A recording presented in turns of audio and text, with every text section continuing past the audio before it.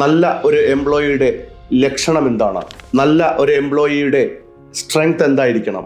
ഉണ്ടാകാൻ സാധ്യതയുള്ള പോസിബിൾ വീക്ക്നെസ്സുകൾ എന്തൊക്കെയായിരിക്കാം? എങ്ങനെ അതിനെ മറികടക്കാം? ഒത്തിരി കാര്യങ്ങൾ ഈ രംഗത്ത് നാം അറിയേണ്ടതുണ്ട്. അതിനേക്കാളെല്ലാം ഉപരി ഒരു ലീഡർഷിപ്പ് ക്വാളിറ്റിയുള്ള ഒരാളായി മാറാൻ എന്തൊക്കെയാണ് ചെയ്യേണ്ടത്? ഒരു കോൺഫ്ലിക്റ്റ് റെസല്യൂഷന്, നല്ല ഡിസിഷനുകൾ എടുക്കാൻ എന്തൊക്കെ മാർഗങ്ങളാണ് നാം പ്രയോഗിക്കേണ്ടത്? സാധാരണയായി നാം ഇടയ്ക്കൊക്കെ വീട്ടിൽ നിന്നും വൈകുന്നേരങ്ങളിൽ പുറത്തേക്ക് ഇറങ്ങാറുള്ള സമയത്ത് പുറകിൽ നിന്ന് അമ്മയുടെ ചില ഓർമ്മപ്പെടുത്തലുകൾ ഉണ്ടാവാറുണ്ട്. മോനെ, സർഫ് തീർന്നിട്ടുണ്ട് കേട്ടോ, മോനെ കോൾഗേറ്റ് തീരാറായിട്ടുണ്ടേ, വാങ്ങാൻ മറക്കരുതേ എന്നൊക്കെ. നമ്മുടെ ദൈനംദിന ജീവിതത്തിൽ നാം ഏറെ ഇഷ്ടപ്പെടുന്ന, നാം ഏറെ ഉപയോഗിക്കാൻ ആഗ്രഹിക്കുന്ന നമ്മുടെയൊക്കെ ചില ഇഷ്ട ബ്രാൻഡുകളില്ലേ? അതുപോലെ തന്നെ നാം കൂടെ കൂടെ കയറി ചെല്ലാൻ ആഗ്രഹിക്കുന്ന ചില ഓഫീസുകൾ, ചില കമ്പനികൾ, അങ്ങനെയൊക്കെയില്ലേ നമ്മുടെ ജീവിതത്തിൽ? നമ്മെ പുഞ്ചിരിച്ച് സ്വീകരിക്കുന്ന, നമ്മുടെ ആവശ്യങ്ങൾ എന്തെന്ന് ശരിക്കും മനസ്സിലാക്കി അത് പൂർത്തീകരിച്ച് നമ്മെ കംഫർട്ടബിൾ ആക്കി യാത്രയക്കുന്ന, വീണ്ടും വീണ്ടും കയറി ചെല്ലാൻ ആഗ്രഹിക്കുന്ന ചില ഓഫീസുകൾ, നല്ല പെരുമാറ്റവും ഇടപാടുകളിലെ സത്യസന്ധതയും ആവശ്യക്കാരന്റെ മനസ്സറിഞ്ഞുള്ള നല്ല സമീപനങ്ങളുമൊക്കെയാണ് ഇത്തരം ഓഫീസുകളെയും ബ്രാൻഡുകളെയും വ്യത്യസ്തമാക്കുന്നത്. ഇതെങ്ങനെ സാധിക്കുന്നു എന്ന് ചോദിച്ചാൽ വലിയ കഠിനാധ്വാനങ്ങളുടെയും ആത്മാർത്ഥതയുടെയും സത്യസന്ധതയുടെയും ഒക്കെ കഥകൾ ഇതിനു പുറകിലുണ്ടാവും. നമ്മുടെ വീട്ടിലേക്ക് കയറി വരുന്ന ഒരു അതിഥിയോട് നാം എത്രമാത്രം സ്നേഹം കാണിക്കുമോ അതേ സ്നേഹവും ആദരവും നമ്മുടെ ഓഫീസിലേക്ക് കയറി വരുന്ന ഓരോരുത്തരോടും കാണിക്കാൻ നമുക്ക് കഴിഞ്ഞാലോ? അങ്ങനെ കാണാൻ ശ്രമിച്ചപ്പോൾ ജനങ്ങൾ അവരെ ഉയർത്തി വലിയ വലിയ ബ്രാൻഡുകളായി ഇന്ന് നമ്മുടെ മുന്നിൽ നിൽക്കുന്നു. ഇതവർക്ക് സാധ്യമായത് അവിടുത്തെ തൊഴിലാളികളിലൂടെയാണ്. ആ തൊഴിലാളികളുടെ പിന്നിൽ വളരെ നിശബ്ദമായി നിന്ന് ആ സ്ഥാപനത്തിന്റെ ലക്ഷ്യം മനസ്സിലാക്കി ആവശ്യമുള്ളിടത്തൊക്കെ യോഗ്യരായ ആളുകളെ കണ്ടെത്തി ഉത്തരവാദിത്തങ്ങൾ ഏൽപ്പിച്ച് അവരുടെ ഉയർച്ചയിൽ എപ്പോഴും കൂടെ നിന്ന് കാര്യങ്ങൾ മനോഹരമാക്കുന്ന ഒരു വിഭാഗമുണ്ട്. അതാണ് ഹ്യൂമൻ റിസോഴ്സ് ഡിപ്പാർട്ട്മെന്റ്. നേരത്തെ സൂചിപ്പിച്ച മുഴുവൻ വീരകഥകളുടെയും ക്രെഡിറ്റ് ഇവരിലേക്ക് നേടും. ഒരു നൂറ്റാണ്ട് മുൻപേ labour management, personnel management, human resource development എന്നിങ്ങനെയൊക്കെ പറഞ്ഞിരുന്ന കാര്യങ്ങൾ ഇപ്പോൾ people management, human resource management എന്നിങ്ങനെയൊക്കെയുള്ള പുതിയ സങ്കേതങ്ങളിൽ എത്തി നിൽക്കുന്നു. ഒരു സ്ഥാപനത്തിന്റെ സ്ട്രാറ്റജിക് പാർട്ട്ണറാവുന്ന തരത്തിലേക്ക് അത് ഉയർന്നിരിക്കുന്നു. ഏറെ ശ്രദ്ധേയമായിക്കൊണ്ടിരിക്കുന്ന ഒരു മേഖല.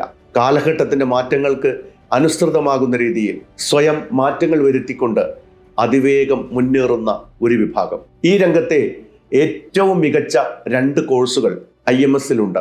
6 മാസം കൊണ്ട് പൂർത്തീകരിക്കാവുന്ന professional program in HR management, 10 മാസം കൊണ്ട് പൂർത്തീകരിക്കാവുന്ന post graduate program in HR management. ഒരു കോഴ്സിനെ സമീപിക്കുമ്പോൾ തീർച്ചയായും അതിന്റെ സർട്ടിഫിക്കറ്റ് ആര് നൽകുന്നു എന്നുള്ളത് സുപ്രധാനമാണ്. UGC റാങ്കിങ്ങിൽ ഏറ്റവും ഉയർന്ന നിലവാരം പുലർത്തുന്നതും NAAC അക്രഡിറ്റേഷൻ ഉള്ളതും ഇന്ത്യയിലെ പ്രൈവറ്റ് യൂണിവേഴ്സിറ്റികളിൽ ഏറെ ഉയർന്ന റാങ്കിംഗ് ഉള്ളതുമായ UPS ഡെറാഡൂണാണ് ഇതിന്റെ സർട്ടിഫിക്കറ്റ് നൽകുന്നത്. സാധാരണ നാം പഠിച്ചു വരാറുള്ള മോഡ്യൂളുകൾക്ക് പുറമെ strategic HR management, leadership management, HR matrix, data analytics പോലുള്ള ആധുനിക മോഡ്യൂളുകൾ കൂടെ ഇതോടൊപ്പമുണ്ട്. ഒരു ലീഡർഷിപ്പ് പദവിയിലെത്താനും ഒരു സ്ഥാപനത്തിന്റെ ഭാഗധേയം നിർണ്ണയിക്കാൻ പാകത്തിലെത്താനും തരത്തിലുള്ള ട്രെയിനിങ് നൽകാൻ ഈ രംഗത്തെ ഏറ്റവും മികച്ച ഒരു ട്രെയിനേഴ്സിന്റെ നിര തന്നെ ഇവിടെയുണ്ട്. നമ്മുടെ പഠന രീതിയിൽ വലിയ മാറ്റങ്ങൾ വരുത്തേണ്ട കാലം അതിക്രമിച്ചു കഴിഞ്ഞിട്ടുണ്ട്. ഇന്ന് സാധാരണഗതിയിൽ ഒരു ഗ്രാജുവേറ്റ് ആയി പുറത്തേക്ക് വരുന്ന ഒരു ഉദ്യോഗാർത്ഥിയെ സംബന്ധിച്ച് അവനൊരു ഇന്റർവ്യൂവിന് പങ്കെടുക്കേണ്ടി വരുമ്പോൾ പ്രാക്ടിക്കൽ എക്സ്പീരിയൻസിനെ കുറിച്ച് ഒരു ചോദ്യം ഉണ്ടാവാറുണ്ട്. പ്രാക്ടിക്കൽ എക്സ്പീരിയൻസ് ഇല്ലാത്തതിന്റെ പേരിൽ തള്ളപ്പെടുന്ന ഉദ്യോഗാർത്ഥികളുടെ എണ്ണം വർദ്ധിച്ചു വരുന്ന ഒരു കാലഘട്ടമാണിത്. അതുകൊണ്ട് തന്നെ ഈ രംഗത്തെ ഏറെ ശ്രദ്ധ പതിപ്പിക്കേണ്ട ആവശ്യം ഉയർന്നിരിക്കുന്നു. നമുക്കൊരു പഠന രീതിയുണ്ട്.